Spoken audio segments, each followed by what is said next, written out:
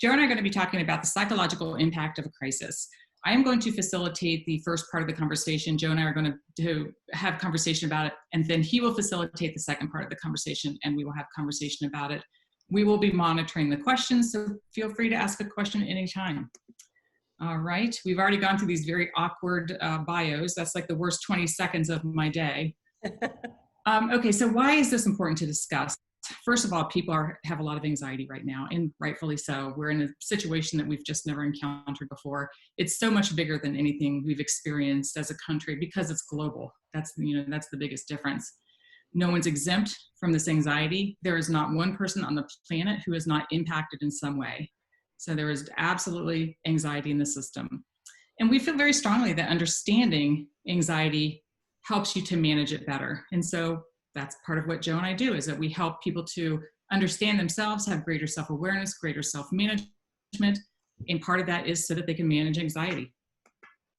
So when we talk about anxiety, it's usually triggered by something. There's a trigger that initiates, a series of events, starting with the actual trigger. And it's usually created by some sort of loss. Here are some of the typical types of loss that we experience. So scan through here and see if any of these resonate with you. There's a reason that control is at the very top of this list. The loss of control is something that just about everybody feels at some time, and can have a dramatic effect on us and how we feel and how we perform. These are just a list of triggers that I developed off the top of my head, probably because these are the ones that I most closely resonate with. But we could list hundreds, if not thousands, on here. If we all got together and we talked about our triggers, we would be surprised at how many there are. So once the trigger is triggered, once the loss is triggered, it leads to emotions. And so it's really important to understand, one, what is your trigger or triggers, and what emotion does that lead to? And you'll understand this a little bit more in a few minutes. But I want you to take a look at the emotions and see which one you most closely resonate with. So again, there's a trigger that happens, and as a result of it, there's an emotion that you feel. And again, I listed these simply because most likely they resonate with me, but we could put so many more on here. Yeah. I have fear at the very top, just like I have control, because that's a really big one for me. When I feel like I've lost control, and I'm absolutely in a state of losing control. We see this in the media. We see people who are buying toilet paper and hoarding toilet paper. That's simply trying to have some control. They feel like they've lost control. And so we see this really irrational behavior. So whatever that is, they feel like they're losing control because of the situation. To them, it leads to probably something like fear, which leads to running to Target to try to find toilet paper or paper towels or whatever it is. It might be impulsiveness, I'm not sure. But the one that many, many people connect with is the loss of control that leads to fear. That really creates a chain of events for many of us. But take a look at these and ask yourself, and I'm going to try to have a little bit of a discussion in a few moments, because I would love someone to offer up, their experience related to this. All right. So this is a tool that we wanted to offer you. It's called The Change Curve by Bill Bridges. He wrote a phenomenal book called Transitions. And this is, if any of you are familiar with the grief cycle, this is actually very similar. So this is a series of emotions that we feel when there is a change that has an impact on us. And you'll see that it starts with denial, and it kind of goes, curves down and ends up with enthusiasm. And you also see that it's divided into 3 categories.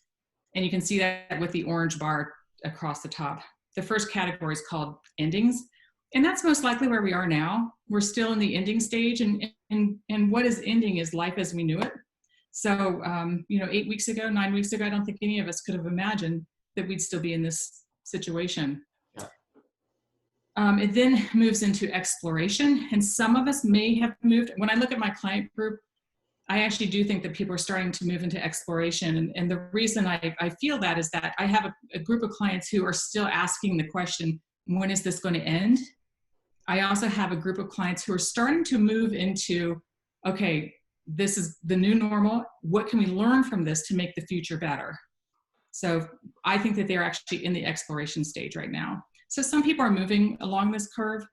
It looks linear, but it really isn't. There's a little swirl in the middle. And what that represents is that you may slip and slide around this. You know, you might start going up the curve and then something happens and it sends you back down the curve. But this is a very common, very typical sequence of emotions that we feel when we go through something like the pandemic that we're experiencing right now. Joe, do you want to elaborate or add anything else to that? I think you're right. I think you're spot on. I think it's unique to each of us, but in remarkable ways, we are in the middle of this all together in ways that we could never imagine. Yeah. So I think it's what matters most to the beginning of trying to manage your way through these experiences is to identify them. So you're seeing a lot of words that help you understand that it's the first step in beginning to recover is to identify. Yeah. So I also want to call attention to the first several, and I've got the big red arrow pointing at fear, but anywhere between denial and fear, something happens to us typically, not always. We all have a different threshold for stress and for anxiety, but for the majority of us, by the time we get to fear, a series of events happens in our brain. Our brains were created to protect us. Go ahead and go on to this. I want to talk a little bit about brain science. Our brains were created to protect us. And so what happens is that let me talk a little bit about the front part of the brain. So this is like what we've heard, the frontal cortex, the frontal lobes. You know, in the movies from back in like the 40s, 50s, and 60s, you always hear about someone who got a lobotomy, that they're talking about this part of the brain. And this part of the brain is the part of the brain that gives us the ability for complex thinking, for creative thinking, problem solving, managing impulses. And so that's going on when we encounter this threat. Our brain, again, is trying to protect us. And so it has this another little organ inside. It's right above the right ear and a little bit inward. And it's shaped and about the size of an almond. In fact, I believe, correct me if I'm wrong, Joe, but I think that the word amygdala is actually Greek for almond or something. Yeah, it is. And we have two of them. And we have two of them. Okay. And so when our brain experiences a threat, what it does is it triggers our brain to flood this front part of our brain with cortisol. And it does that purposely because it numbs it. And when it numbs the front part of your brain, it gives your brain the ability to hyper focus on survival. It takes out the complex thinking, it takes out the creativity, and you can hyper focus just on survival. And so this was created back, it's been in our DNA forever. Yeah. And it was, the purpose of it was, years and years and years ago, back when there were cavemen, that when they were being chased by a tiger, our brains go into this hyper focus mode, and it goes into either fight, flight, or freeze mode. And it does that again because that's what we needed to survive. But the interesting thing is, fast forward to today, our brains still do that. It still reacts the same way. When we're in a meeting and someone pushes back on us and we feel embarrassed in a meeting, the exact same process happens to us as it did back then being chased by a tiger. So it's pretty impressive that our brain is still doing that, but it hasn't evolved into a typical threat for us. So think about a moment when you've actually been in a situation, in a meeting, in a conversation, and somebody says something snarky to you, and you're kind of stunned and you don't say anything. You step away from the meeting and you say to yourself, darn it, why didn't I say this? Or if I could do that again, I would have said X, Y, Z. This is exactly what's happened to you. Your brain got flooded temporarily with cortisol. Your ability to think on your feet and say something snarky back went away. Mm-hmm. You legitimately lost that ability to be snarky. So most of us can connect with that. I don't know many people who haven't had that situation happen to them, but that's what's going on. So understanding that helps you to understand then what happens next. And that is that we go into this fight, flight, or freeze. Fight and flight have been around forever. Freeze is one that's kind of evolved over the years. All right, so let's talk a little bit about these. So fight, it's about being aggressive.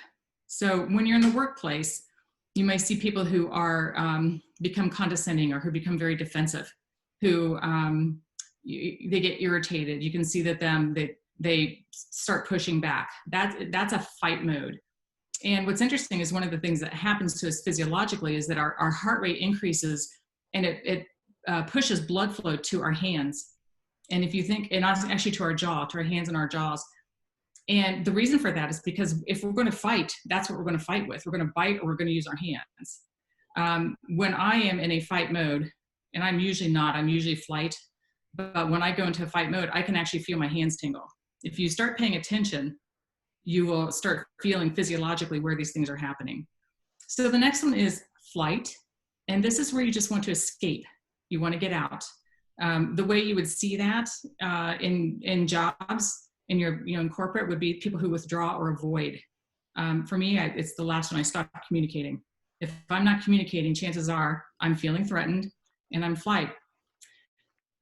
When we're in this mode, our heart rate increases and blood flow usually goes to the legs. So if we're going to flight, guess what we're going to use? We're going to run. We need our legs. I can even feel my legs twitch when I'm in this mode. And then the last one is freeze. And freeze is where we feel very vulnerable and we want to hide. We want to be invisible. We want to shrink. We don't want anyone to see us. And the most common way you see this in corporate is someone who is clearly feeling overwhelmed or stunned, or they want to disappear. They do not want to call attention to themselves. Marsha, what's interesting about this is that these are quite universal. Everybody's going to have a unique reaction. For example, me, I do fight. I've known I do fight. Mm-hmm. But part of again, in the identification process is which one am I, where am I at, where are you at? We're working together, I fight, or we're living together, and there's people living together 24/7 that haven't done that in a while. So we have those things happening.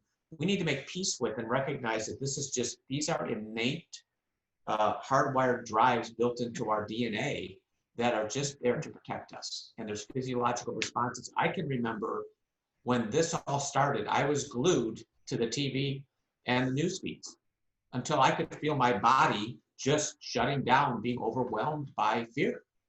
Maybe some of you probably did that, and probably some of you are keeping away from that because I was overworking my capacity to manage it. That's an example of what happens and how we can, again, identify what's happening to us. And our body is talking to us, as you've described.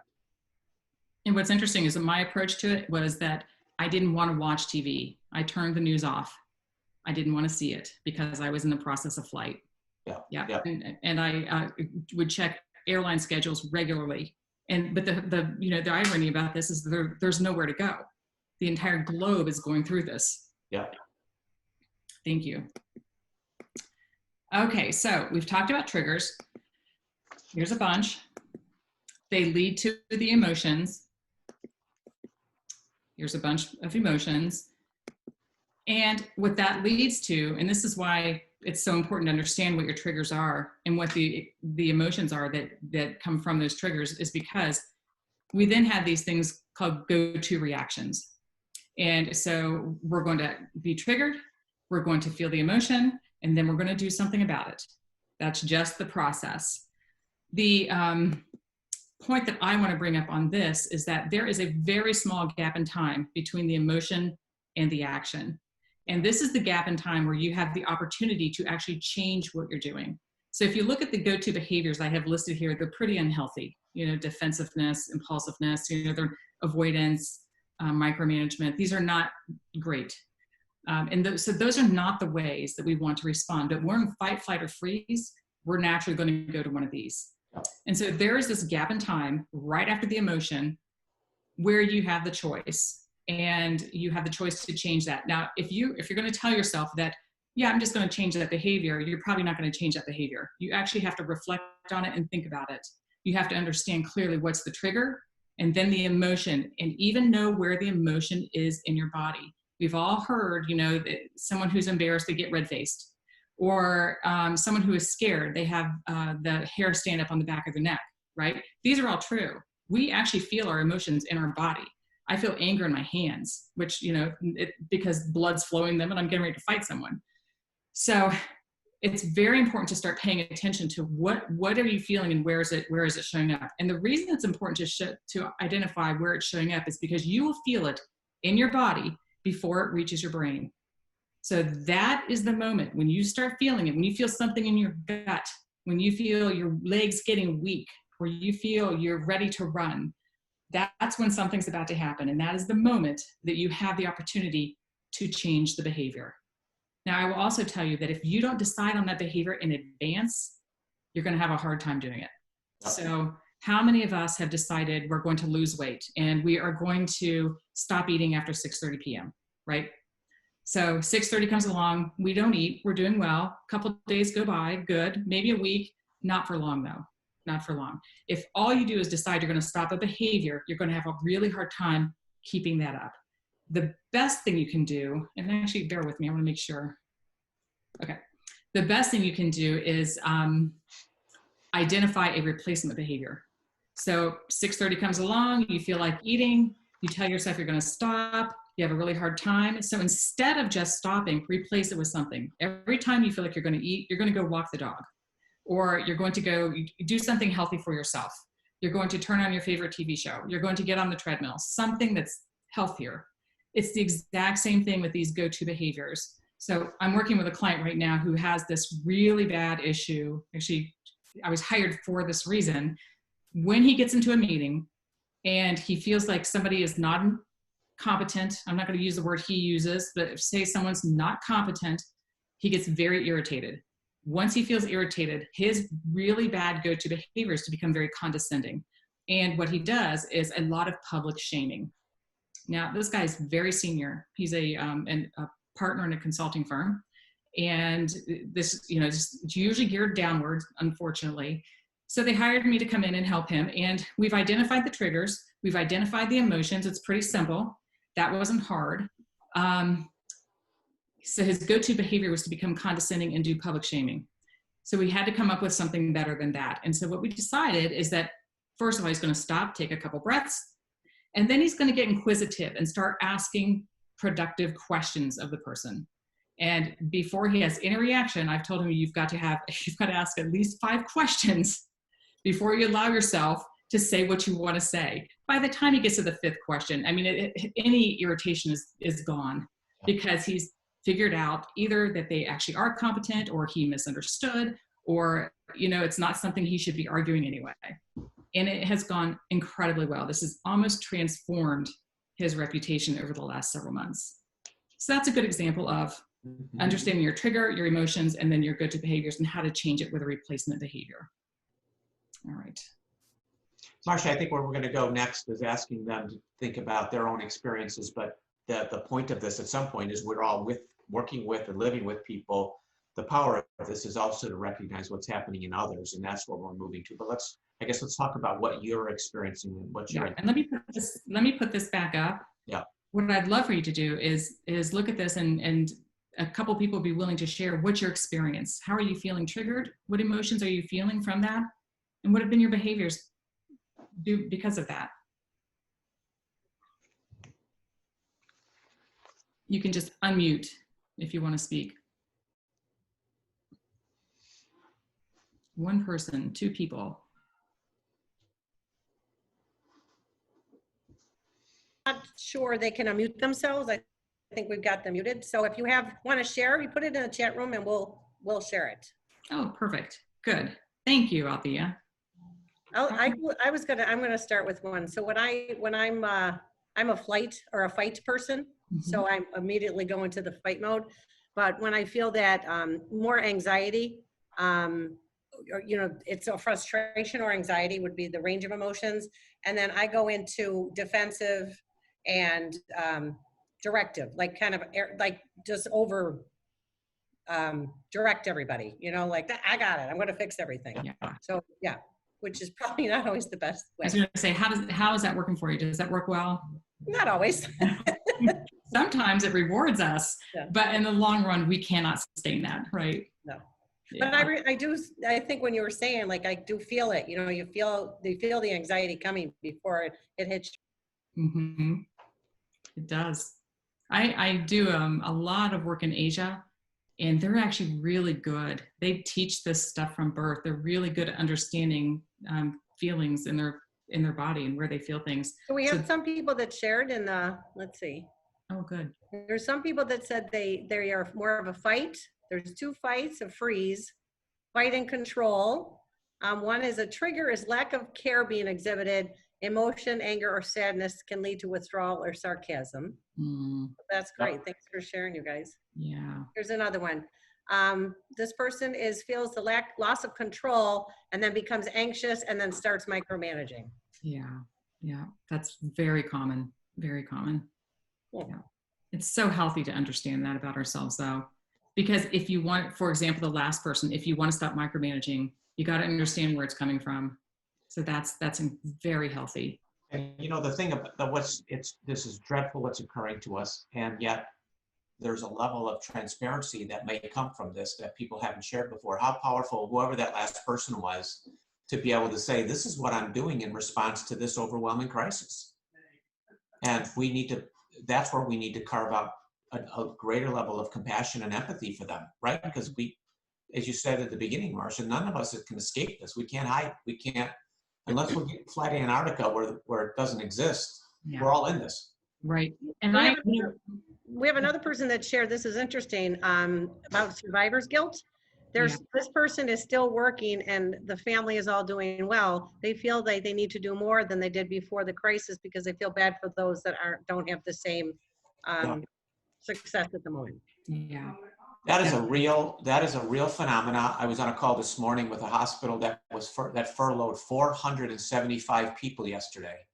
And they are, and on top of the fact that there's 9,500 people left who are going to feel bad and feel like, what will this happen to me? And I feel bad that this didn't happen to me. So that's a real phenomenon. Yeah. Yeah. Okay, so let's go ahead and move on. Joe, you want to go ahead and pick up on this? Sure.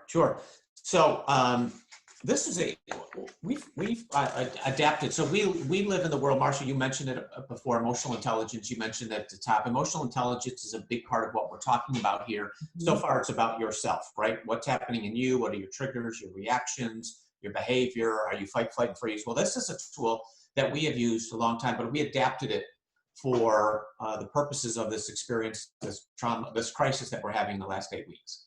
So we call it above and below the line. So Marsha, just put those words out there. Imagine this was, what did we say, mid-January when we weren't going through this, right?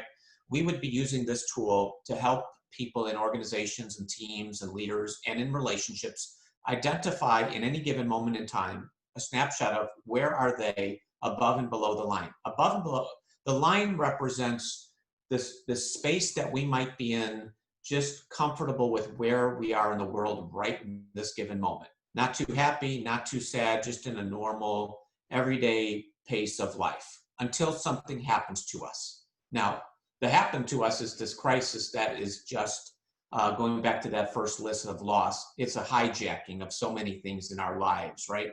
So the reality is we're now talking about going below the line. Below the line is equivalent to Marsha's description earlier of where our brain, our amygdala, is overwhelmed by something in the environment that's happening to us. So, Marsha, go hit the first. So how we react is what we've covered. We fight. We freeze, we fight, we flight, or we freeze. We've covered through those. So that's a natural reaction to us below the line. So what we have to appreciate about ourselves at any given moment in time, and those around us that we're working with or living with, they are there too. They are there too, and we need to have grace and understanding for them, because the fact of the matter is we are seeing people behave in ways that are not consistent with who we know them to be before January or February. And so they could say the same about us. So what we have to appreciate here, Marsha, is if we think about how leaders or individuals or family members or coworkers can behave to increase their self-awareness, is to think about going above the line. Mm-hmm. So above the line is where we have to start with, where we've gone so far, Marsha, you've taken us, is we have to look at how do we identify and acknowledge what's happening to us? Because a lot is happening to us. What is the emotion? How do we identify it? Because if we name it, we can tame it. And so, and there's an opportunity for us to say, I'm in this too, I'm doing this. So Marsha, a few weeks ago, I said, my go-to is fight. Mm-hmm. So my family is wondering, why am I so exhausted at 7 p.m. at night? Well, I've been fighting all day long. I'm not fighting with anybody, but I'm fighting. And everybody around me knows it. And I'm amped up is my word. Mm-hmm. I need to create a level of calm, but I need to manage myself. And I need to be able to say to my family, this is where I'm coming from. And there's a level of vulnerability that we're now experiencing that we haven't before. The next thing we have to do is think about where we are with other people, right? We have to practice this level of empathy, which is, Marsha, you make sense that you flight, Mm-hmm. right? That you that's what you do, and that's what you that's your go-to, and it makes sense given what you're doing. Or we have empathy for people who are working from home and they have family members all around them. There's people that are working, there's people that are not working. There's so much that's impacted. The increased connection, I like this idea. I heard it just the other day. Let's not call it social distancing anymore.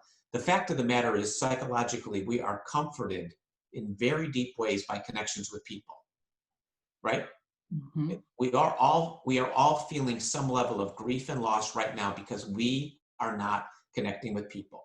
Yeah. When 9/11 occurred, we were freaked out and traumatized by it, but I could hug anybody I wanted that was close to me. And I found we psychologically find comfort. And there's more, Joe, would you agree that there's some people actually have more social needs than others? Absolutely. And that many of them, especially those that are living alone, that's the group I'm very concerned for. We are, empathetic and we're worried about them, but I think there's going to be an aftermath for all of us.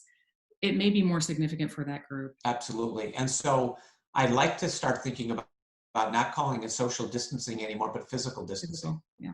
We can physically distance to stay safe, but we have to socially connect. We have to, we'll talk about this in a second, but there's something powerful about the connections we make when we see people. I was just reading something about the literal petting of a dog changes our brain chemistry. Mm-hmm. So there's something that kinesthetic happens to us, and that's what happens in these connections. So we need to do that. And we need to communicate constantly. We need to not isolate. We need to not go in the underground. We need to recognize, oh my gosh, I'm escaping. And then if we're in an organization can be large or small, it could be a neighborhood, it could be a community.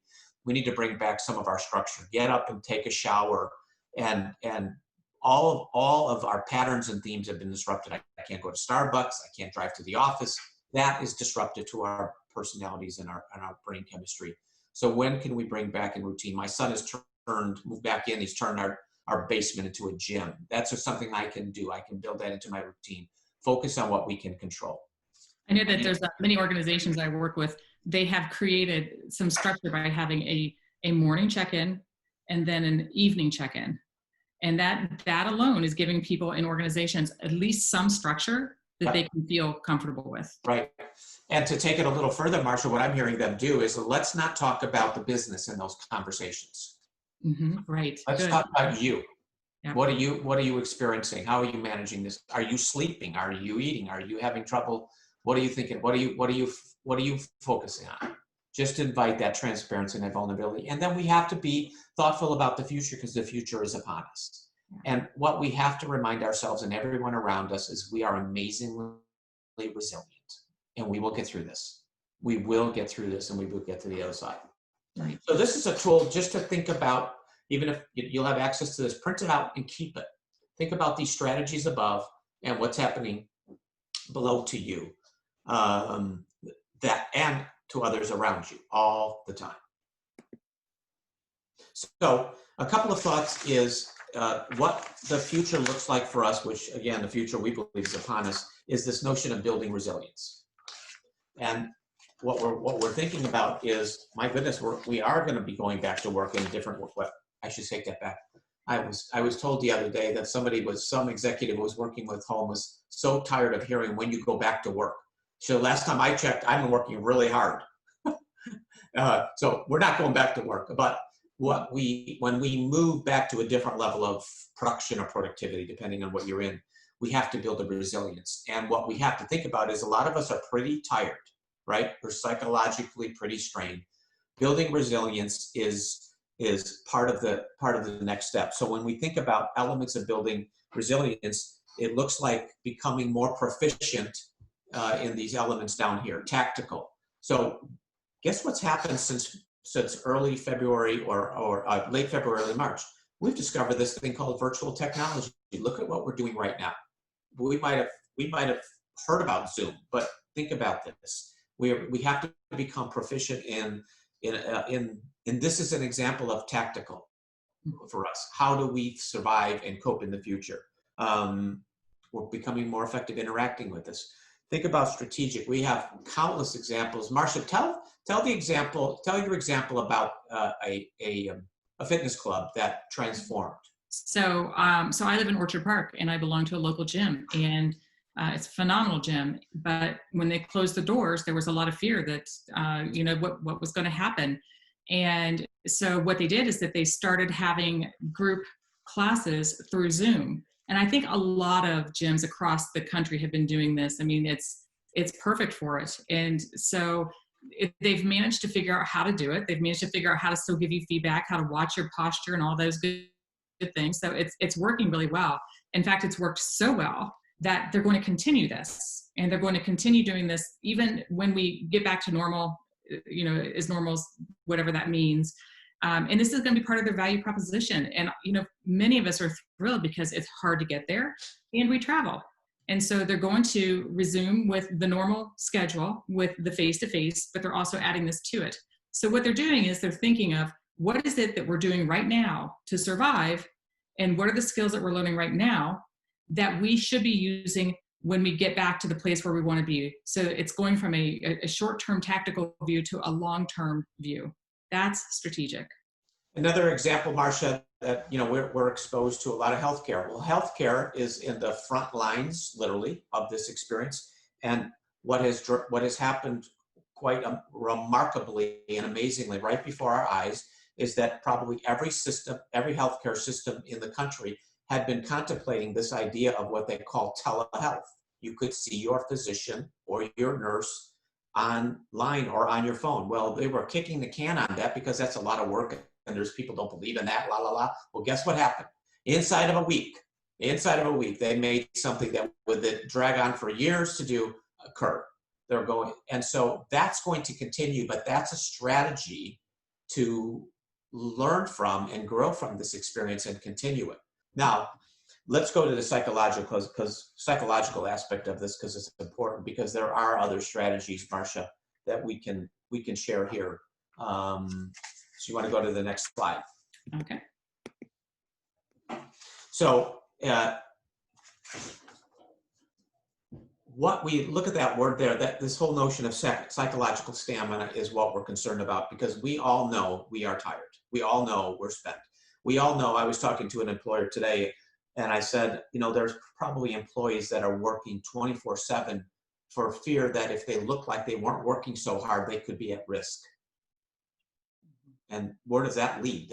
This is the idea of you don't sprint a 26-mile marathon, but that's what we think we have to do because we're afraid. So what we have to do is, one strategy is we have to increase our connection with others. We have to build in a validation of, I'm in this with you. Leaders are having an opportunity for the first time to say, I don't have the answers. I'm not on page 37 of the playbook of crisis management. I'm going to make the best decisions I can, and I'll change my mind and give me permission to do that, but I'm going to make the best decision. Empathy sounds like you are experiencing that. It makes sense that you're experiencing that. I get it. And listening. We need to carve out space for listening. I'm going to tell you a very powerful story I heard on Wednesday night. A person came in to see, hospitals are starting to see patients now again that aren't COVID-19. This person came in to see their cardiologist, who I happen to be working with, and he had a mask on and she had a mask on. She starts talking about something she's concerned about. She's a nurse, and she was talking very professionally, as if she wasn't talking about herself while describing what was happening. He said, I want to do something. I want you to take a risk with me. We haven't met each other before, but I have an idea. you back up to the back end of the room. I'm going to back up. So he said, we stood 18 feet apart from each other. He said, I'm going to take my mask off. I want you to see what I look like. Mm. And I would invite you, if you're comfortable, you take your mask off, because we've never seen each other before. He said, as soon as she took her mask off, she started sobbing because he saw her. She just, it's like, and we have inside of us, we have these mirror neurons that are in our face that pick up the experiences and the connections in the eyes. So it was a very powerful experience for him. And the whole conversation, he said, by the end of it, I was talking to a different person because she needed to feel safe.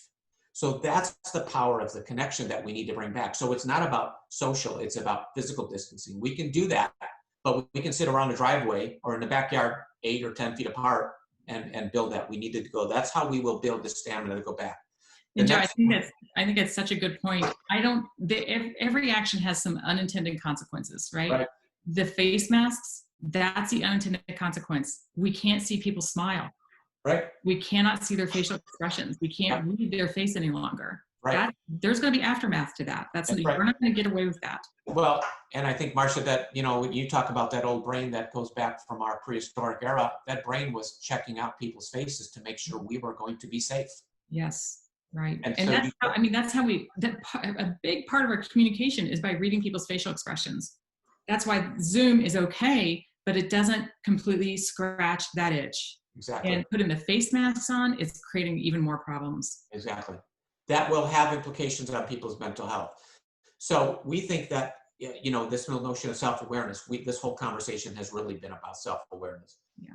A couple of strategies that we could unpack for another time. Mindfulness. It sounds like it's Far Eastern, but it really is recognizing what is occurring inside of my head and can I track these thoughts. Mindfulness for me was turning off the news feeds that were overwhelming my little brain, giving me a PTSD every morning to start my day. Gratitude is a powerful practice. We still have a lot to be grateful for, and every major world religion subscribes to the notion and the importance of gratitude. It changes our brain chemistry. And lastly, I think it's important to leverage our learnings for the future. Marsha, you just described one.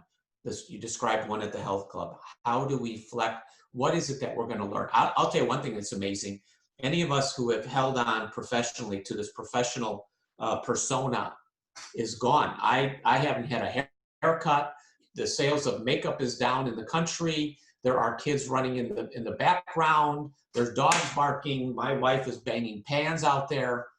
That is something, that transparency and authenticity is something that we can use in the future in amazing ways. It's funny is that even though we're in this environment where, I bet half of us have pajama bottoms on right now, I keep going online and buying business clothes to make me feel like that I haven't completely lost my identity. I actually put pearls and mascara on today for you. There you go. There you go. I do have sweatpants on the bottom half. Exactly. Right. I have a question for you folks. Don't stand up. Let me ask you a question. So as you mentioned before, there's so many people that are working at home, and there's kids and spouses and animals and all sorts of things going by. I know, Marsha, you both have your family members with you. So what about if you're in close quarters with your family members and one is a flight, one is a freeze, and one is a fight? How do you manage that? What are the different strategies or implications of being in a home where everybody's dealing with this differently? Well, Joe's made a point earlier that I think is absolutely the first thing, and that is to have the conversation about it so that everybody understands what you're going to do. When you're stressed out, when something happens, you're feeling anxiety, what are you going to do? So that you can be more graceful of one another, more forgiving of one another, less judgmental of one another, because you're not doing this because you're a bad person. You're doing this because it's embedded in your DNA. Right. And I think it's powerful. I mean, as an exercise one night or, over a cup of coffee with whoever is in proximity with you, is ask the question. So what's your go-to? I'll give you a perfect example of a disconnect that would happen in a terrible story that can be created. I'm fight, so I'm on the treadmill at 12.0, and somebody who might be living with me is freeze. They look like they're half asleep, and they're looking at me like I'm a manic, on speed. That's not healthy. That's going to bring a crash to us. We need to just honor that's just the way God wired us, and that's what we do. That's great. It's interesting. I live alone, so I'm not dealing with that, but I know so many of the people that I'm interacting with like this have shared those challenges, to say the least. So Exactly. there's a question from the audience here. So you always hear people having trouble turning their minds off when they go to bed. Have you seen the effect on sleep, which has had an effect on some of the other things, physically and mentally? And how can you help turn your mind off in this time of challenge? Just about every client I have is having sleep problems right now. Every person I'm coaching is having difficulty sleeping right now. And there's a whole lot of things that people can do. Joe mentioned one earlier about mindfulness, and that is just stopping, pausing, and giving your mind a break. But there's a lot of different exercises that you can do to turn your mind off at night. And I think for it. If you just Google mindfulness, there's all kinds of things, but I think we have to start thinking about a routine. We have to start thinking about putting these things away at bedtime. All of those kinds of, what is it that will nurture us right now, even for a few minutes? Yeah. I think keeping a routine of getting up at the same time, getting relatively dressed, doing the same thing. But I've been turning the news off during the day and putting on some just jazz or some nice music in the background quietly, just to kind of, to take the stress away. Because sometimes that news, you're like, I can't listen to this anymore. So we can't. No, it's yeah, not helpful. There's a ton of research on that topic. Yeah. And it's really a simple Google to find out what are the 5 best strategies to turn your mind off before you go to bed. Getting rid of the technology is probably the biggest. Yeah. Okay, so I have another question from the audience. What role does exercise, walking, biking, running have on brain chemicals and outlooks? And how does that help in this time? Oh my gosh, profound. Yeah. Profound. All of that, and diet and caffeine, but that exercise is so, and we need our immune systems boosted on the process for the virus. And so there's all kinds of effects. There's a couple of things that our research is showing actually does, Joey said this earlier, but it actually does change brain chemistry. Mindfulness, gratitude are definitely 2 of those. So is exercise. And it's not, and I'm not talking about, you don't have to go to a CrossFit gym. It's a 20-minute walk, a brisk walk will actually change your brain chemistry. It makes you more optimistic. It makes you more positive. It makes you happier. A lot of positive things. And diet is too. Right, because I think a lot of people are having trouble socially distancing themselves from their refrigerators. So they're calling it the quarantine 15 instead of the freshman 15. So they need to physically distance from the refrigerator. That's right. I got to remember to change my lingo. Another question from the audience. What about anxiety about returning to work and feeling safe back out there? So we were just having this discussion if we can enter back into the community with the work we do. There may be people that don't feel comfortable doing that. And I know myself, my golf league starts in 2 weeks and I'm like, ooh, I'm going to be with people. Like, even though outside, it's just like, that's so weird. I haven't done that in 10 weeks. So any tips on that and any strategies?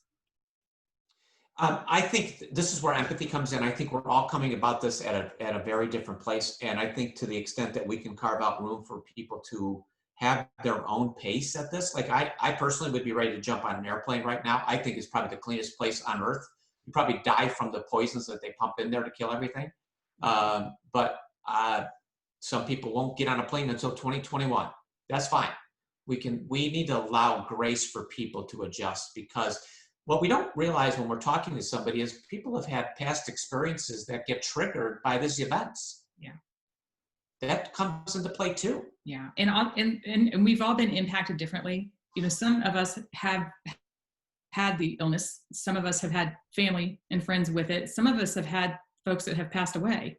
And, when Joe and I are really considerate of healthcare professionals, think about what they're going through. I mean, they're risking their lives to save lives that may not happen, that may actually die on their watch. Yeah. Think about them going back. Yeah. And so I don't think there's a blanket approach, because everybody has had a very different experience. And to Joe's point, we just have to have a lot of grace and a lot of flexibility to allow people to sort through it on their own. And one blanket approach is not going to work. We all are going to experience going back to work very differently.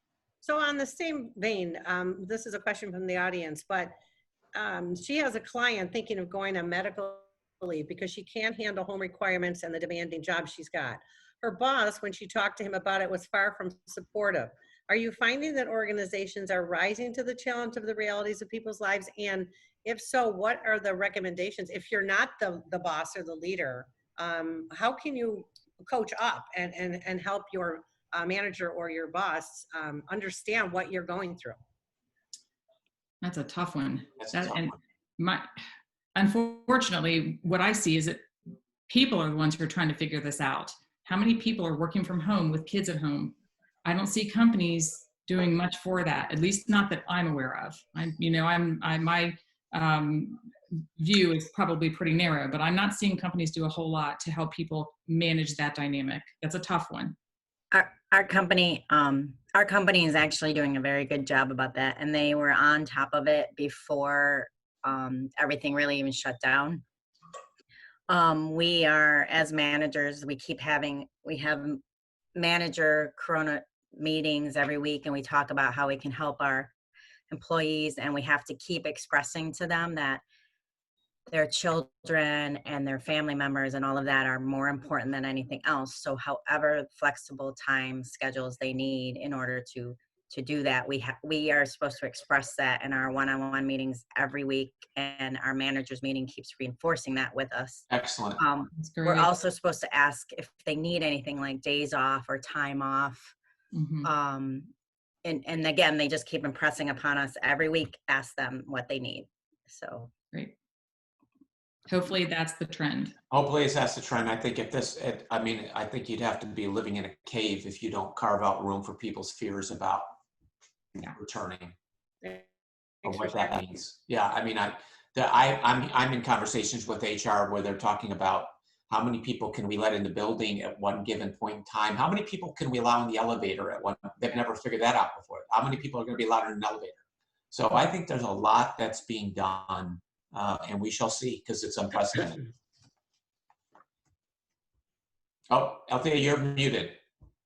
Oops, sorry. There's a couple more comments that their management is really, trying to work with their people and things like that too. I think we have to take into consideration everybody's where they stand, whether they're above the line, below the line, the fight, flight, freeze, and understand that. Yeah. You bet. So I just want to ask one more question here. So, with the flight, fight, or freeze, that's a mouthful. Do we usually always have one that we go to, or do we move around, or is it just one you're really like, because when I think about it, and I'm choosing me, I'm the fight, but is that something that you flex between those?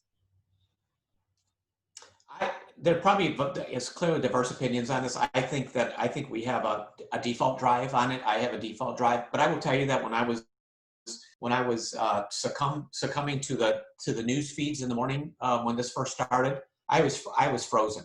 I was completely numbing out. I mean, I could, I was escalating a depression inside of me in a New York second doing that. Yeah. So, but given if I get up and get going, I do fight.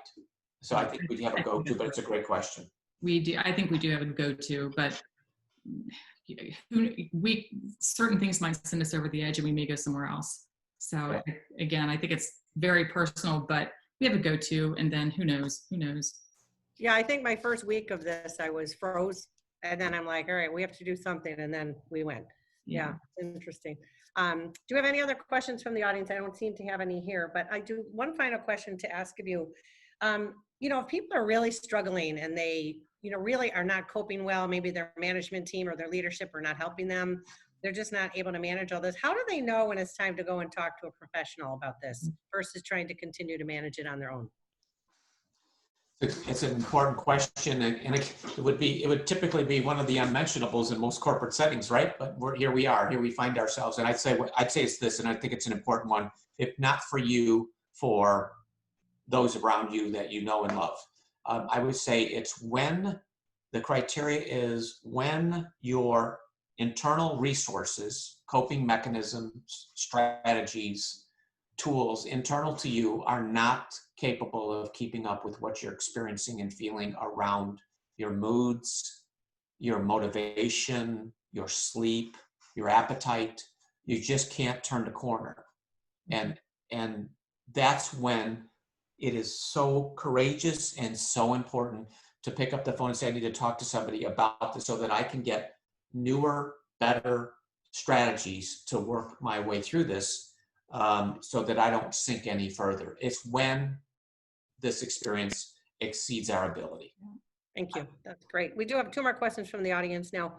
Have you heard about anyone, this is interesting, about anyone having a hard time justifying taking some time off, like taking some PTO when they aren't actually going anywhere?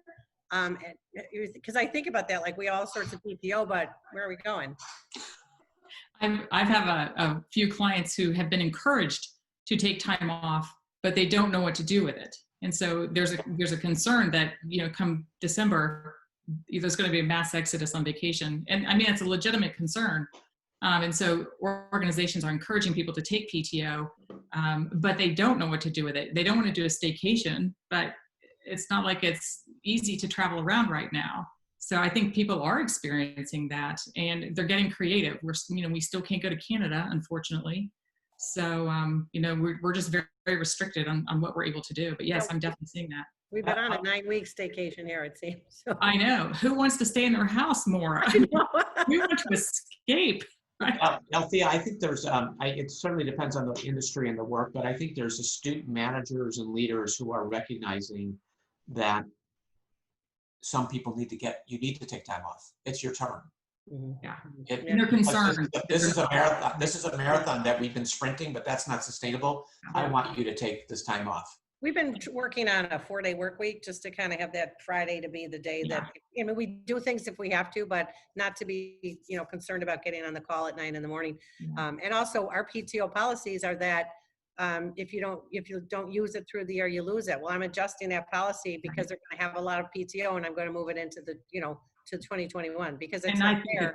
That's what a lot of organizations are going to have to do that. I think they can roll it over, or they may even buy it out, something. Yeah, but they've got to be flexible.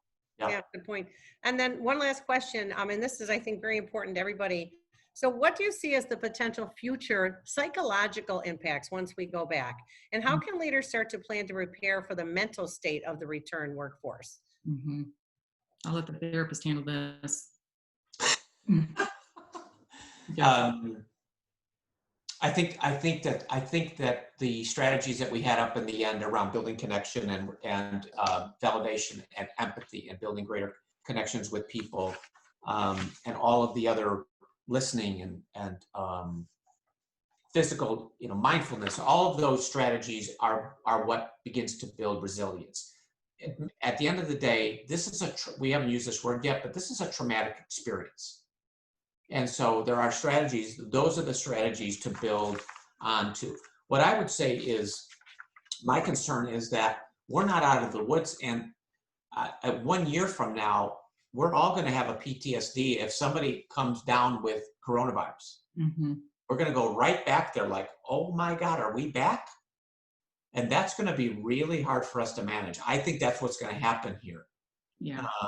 I think that would be a triggering event that would be almost universal. I think we have to be really thoughtful about people's mental health in a way we never dreamed of it. And I think this is harder than other situations that we've gone through, because even when we go back, we're going to be waiting for the other shoe to drop. After 9/11, we all went back to work and we were much more concerned about safety. But we got through it and we built that resilience. But we weren't waiting for the other shoe to drop. We have been, very specifically told that most likely there's going to be another one of these events. And so we don't know for sure that that's going to happen, but we are anticipating it. And that anticipation creates additional stress and anxiety. So this is, again, unprecedented. So they're really in aftermath. I think Joe's suggestions are absolutely accurate. It's about giving people grace and a lot of flexibility, giving people the opportunity to have enough conversation, that as much as they need to feel comfortable.